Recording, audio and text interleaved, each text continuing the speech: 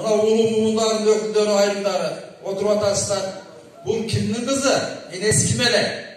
Анткендиги мына биз жаш болсок дагы Жүзүнжан апабызды депутат кылып алгач депутат шайлаганбыз.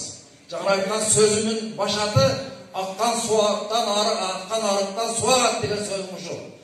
Ападын арбагы дагы азыр шаттан турган болуш керек. Анткендиги менин аткарбай калган сайын мезгилиндеги иштеримди, жумуштарымды өзгөчө өзү кийдик тапкан жерине ушул эмгек кылып берейин деп, ушу энебиз жаткан жеринде мына козголуп турган болуш керек. Алгачкы депутаттардан ушу айылдан чыккан, анда сайылда бир эле мандаттуу болуп барып кол чалып келе берчү эле го. Андан кийин мына Бөрүк Кумазар учубуз кура эмес экен туугандар кошто электиптерди. Бөрүк Кумазар атабыз, Анаркул агайыбыз, Назигүл аяшыбыз, Ырысжан механизаторубуз, Айтылда келинибиз, мына артында Айпыз досум айтты Анарбек. Ошондо булар кеткенден кийин шайладык.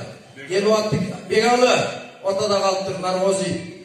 Коштойлуктарды учуп кура эмес деген ошондо. Мына дагы бир арбак ыраазы кылайын десек, Жүзүм апабыздын урпактары, андан тараган туугандары, ал кишинин дагы алаканы кулачы туштарап кеткен аял эле. Олар мына азыр эле кудамдара сөз айтылды. Мына алакка куда болуп калган экенбиз, алактан калып калбайлы. Анткенди мен жана бекер айткан жокмун. Аккалардан суу агат деп. Ушул кишинин урматы болсо дагы мына кызыбызды шайлап алсак, барган жеринен ошол жерден бир эле кызмат кылып берсе, эшиги мен дагы жолу кешти, 2 жол темпире кишинин жана бирөө айтты го, мени кабыл алып коюңдар. Ошондой жерлерде сен көргөндөй болойлу, эле кызмат кылым.